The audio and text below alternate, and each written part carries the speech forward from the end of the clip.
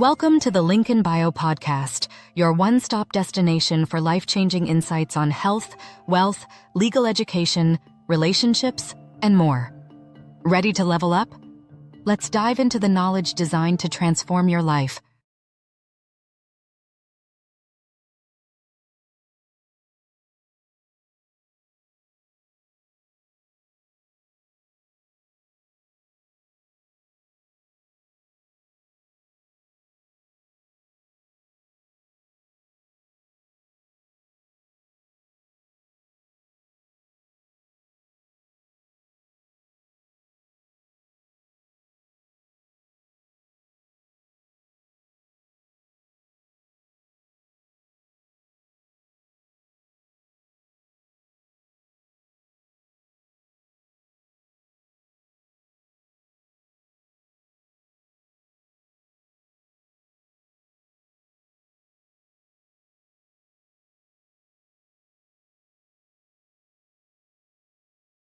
All right, so welcome to another deep dive with us. Yes, welcome. Today we're going to be looking at how faith Mm-hmm. can play a role in business success. Yeah.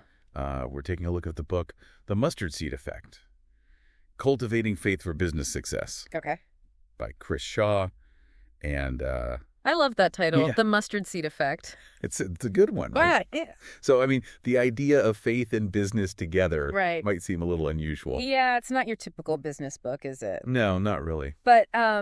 But what Chris Shaw does, and I think this is what makes the book so interesting, is that he's been an entrepreneur. Right? He's also been an employee. He's a parent. Mm-hmm.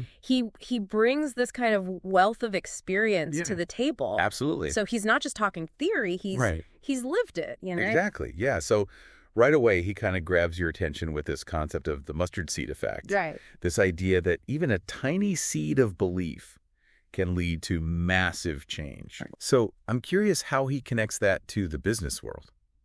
Well, I think one of the things he argues is that our beliefs shape our actions Okay. and then ultimately our outcomes. Right. And he uses this really powerful analogy of a tiny mustard seed, you know. Yeah. It contains the blueprint for a giant tree. Right. So it's kind of about recognizing this untapped potential Yeah. that's within each of us just waiting to be unlocked.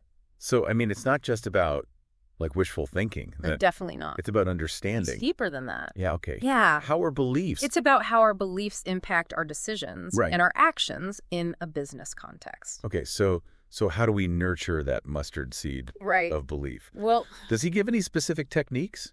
he does. He does. One that I thought was really interesting was what he calls the gratitude list. Okay. So he suggests that you just take, a few minutes each day Mm-hmm. to write down everything you're grateful for in your business. Like in your business specifically? In your business. Okay. Yeah. So it could be, a successful client meeting, Right. a positive review you got online, Okay. or even just the fact that you get to do what you love every day. I see. Okay. Yeah. Interesting. So I never really thought about Right. gratitude as a business strategy, Yeah, but it is. I can see how shifting your focus to the positive Mm-hmm. can impact Your mindset. your mindset, your decision-making, Yeah. your energy levels. Does he talk about dealing with inevitable setbacks and challenges, though? Yes, he does. No. Because it's not I mean, always... this is tough, right? Yeah. And he actually argues that setbacks are not failures, Okay. but rather stepping stones on this path to growth. I see. And he compares it to a gardener Mhm. who's, meticulously preparing the soil, tending to the plants, even when they're struggling. Okay, so you're saying it's about having that unwavering determination. He calls it grit. Grit. Okay. Its ability to persevere, Right. even in the face of adversity. Okay, but I imagine it's not just about like pushing through blindly, right? Right. Does he talk about, You need a direction. like having a vision for your business? Yeah. Vision is paramount, according to Chris Shaw. He emphasizes that crafting a clear vision is like having a compass Right. guiding your actions. Okay. And he actually encourages you to write down your vision statement, Mhm. make it specific, make it actionable. Okay. And he even gives you this step-by-step framework I see. for translating that vision into measurable goals. So it sounds like this book is a blend of like inspiration and practical advice. Very much so. But how does he connect this idea of faith to the challenges we face in the business world? I mean, it's not always sunshine and roses. Yeah, right. So I know. He acknowledges that, and in chapters 5 and 6, he actually dives into the concepts of positivity and persistence, right, which he links to the biblical message in Matthew 17:20 about faith moving mountains, right? Right. And he argues that a positive mindset can help you to actually reframe challenges into opportunities and setbacks into fuel for growth. That's interesting. Yeah. And then, of course, there's persistence, that unwavering determination to keep moving forward, even when things get tough.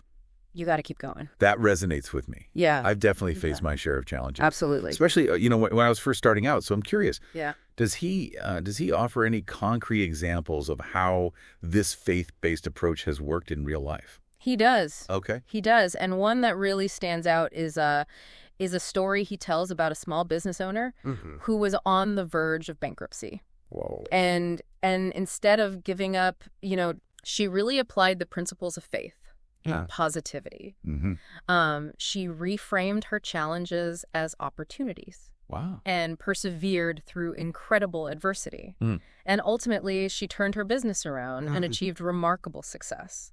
That's amazing. So he's got anecdotes of anecdotes. He even cites studies. Really? Yeah. That show the impact of gratitude on business outcomes, like increased productivity, employee satisfaction, things like that. That's really inspiring. It is, right? It sounds like this book offers a fresh perspective on overcoming challenges and achieving success in the business world. Yeah. But isn't self-confidence also crucial for business success? 100%. So how... Yeah. You've got to believe in yourself. Yeah, so how does he address that? Well, he dedicates chapters 7 and 8 to exploring self-confidence and resilience. And actually, he presents a really interesting perspective on self-confidence.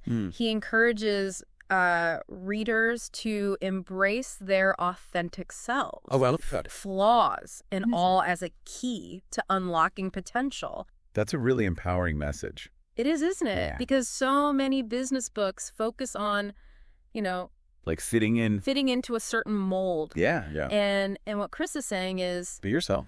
Be yourself. Yeah, use that. What makes you unique? Yeah, okay. Is often your biggest asset. I'm curious to hear more about this. Yeah. But maybe we should hold that thought for the next part of our deep dive. Sounds good to me. Okay. All right. So, welcome back to our deep dive into the Mustardseed Effect. Yes. Welcome back. We were just talking about Shaw's perspective on self-confidence. Right. I'm really intrigued by this idea of embracing your authentic self as a key to unlocking potential. It's so powerful. Yeah. Instead of trying to fit into some predefined mold of what a successful entrepreneur should be, he encourages you to identify your unique strengths and leverage those. Okay.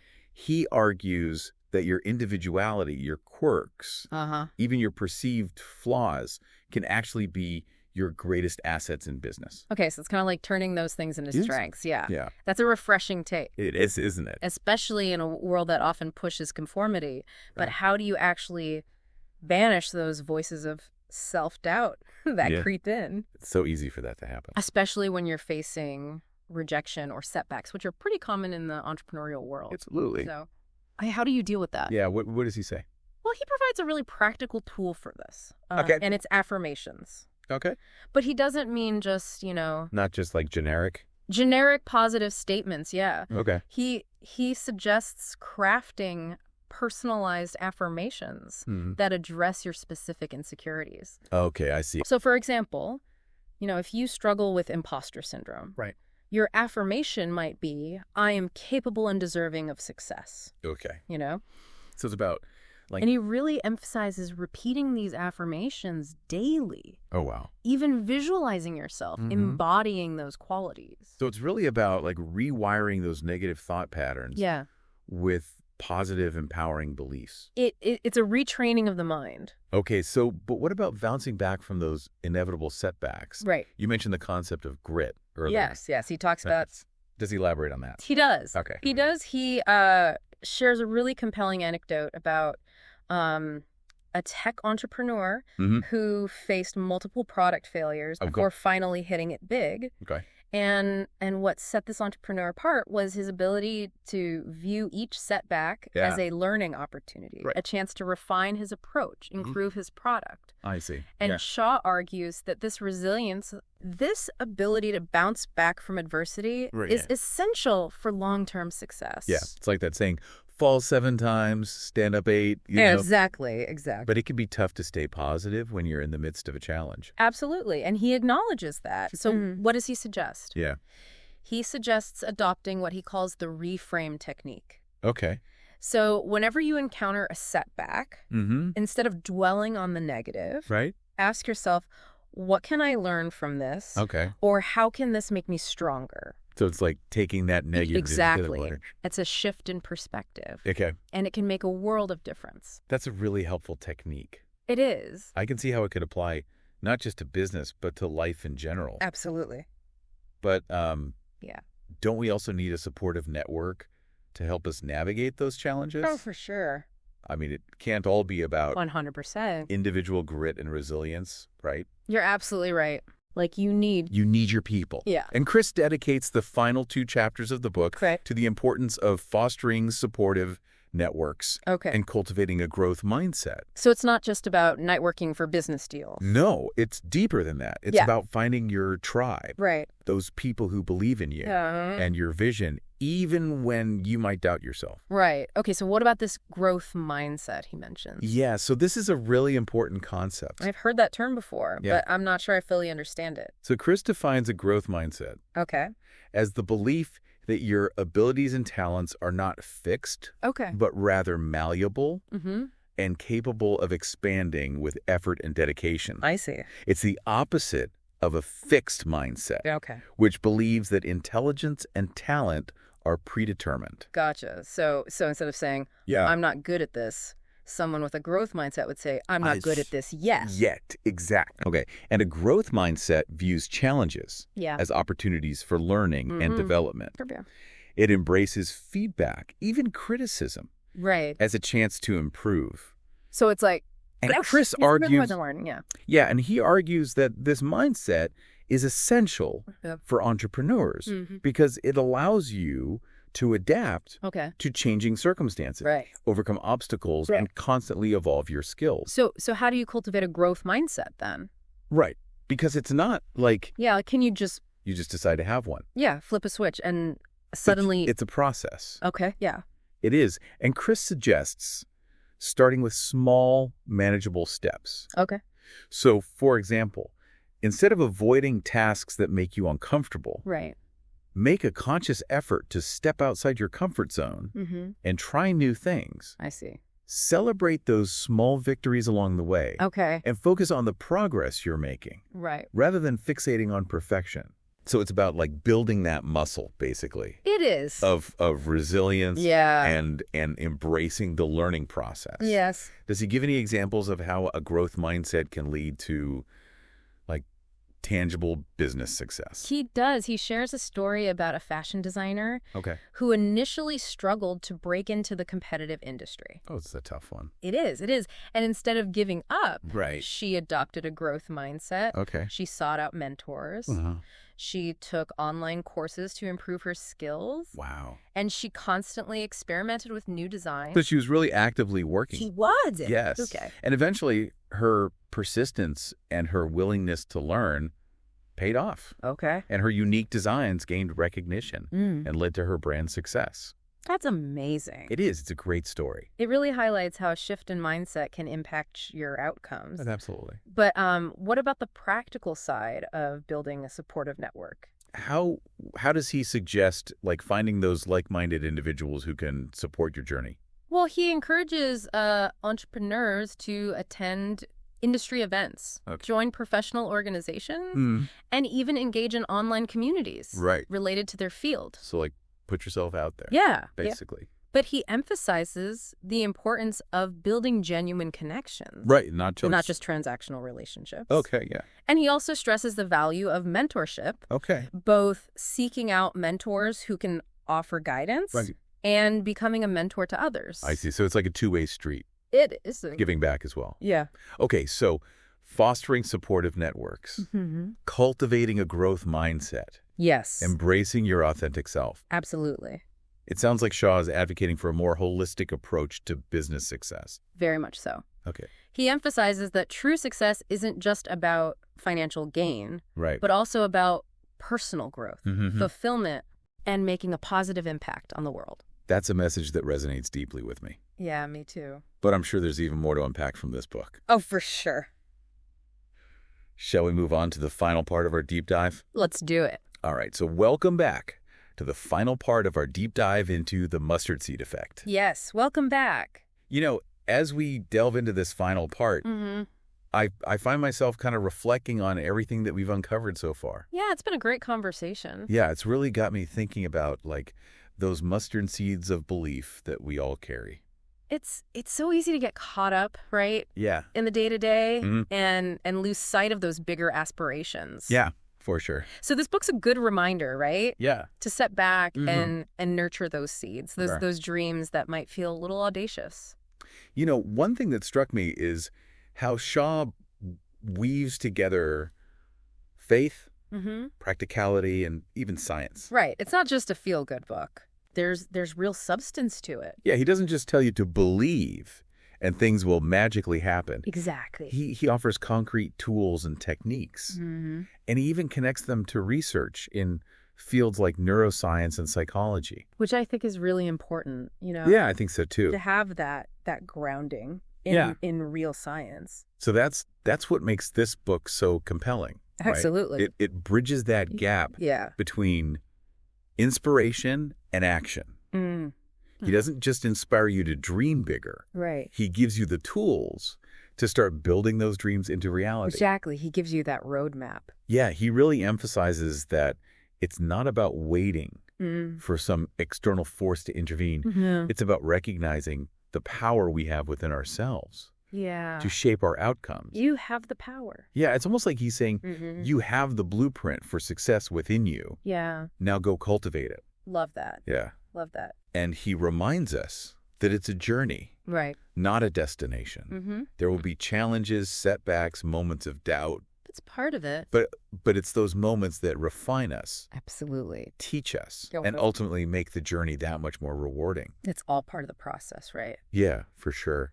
You know, earlier you asked, what mustard seed of belief are you nurturing right now? Yes. And that question has been like swirling in my mind. Oh, good. Throughout this entire deep dive. Good. Keep it swirling. What about you? Oh, yeah. Has anything in particular resonated with you? There's so much to take away from this book, honestly. Yeah, I know, right? But if I had to choose one thing, it's the concept of the reframe technique. Okay. That simple shift in perspective, viewing setbacks as opportunities for learning, is incredibly powerful. Yeah. I've actually started implementing it in my own life. Really? And I'm seeing a real difference in how I approach challenges. I love that. I'm going to give that a try too, I think. Yeah, you should. It's a reminder that we have a choice. Exactly. In how we respond to difficult situations. You get to choose. That's your response. Yeah. That's the key. Instead of getting bogged down by negativity, right? We can choose to find the lesson, the opportunity for growth. It's empowering. It is, isn't it? It really is. So as we wrap up this deep dive into the mustard seed effect, I want to challenge our listeners with a question. Right. What's one small, actionable step you can take this week to nurture your own mustard seed of belief? Yeah. What can you do to move closer to that vision you have? I love that. For your business, for your life. Yeah, write it down, make a plan, share it with someone who will hold you accountable. And remember, even the smallest seed, planted with intention and nurtured with care, can blossom into something truly remarkable. Beautifully said. Thank you. And to all our listeners out there, thank you for joining us on this journey of exploration and inspiration. Yes, thank you. We hope you've gained some valuable insights and are feeling motivated to cultivate your own mustard seed effect. Absolutely. So until next time. Thank you for tuning in to this episode of the Link in Bio podcast. Keep going. Want to dive deeper into today's topic? We'll see you on the next Grab deep your dive. copy now. Just click the link in the description. Stay curious, stay empowered, and we'll see you next time.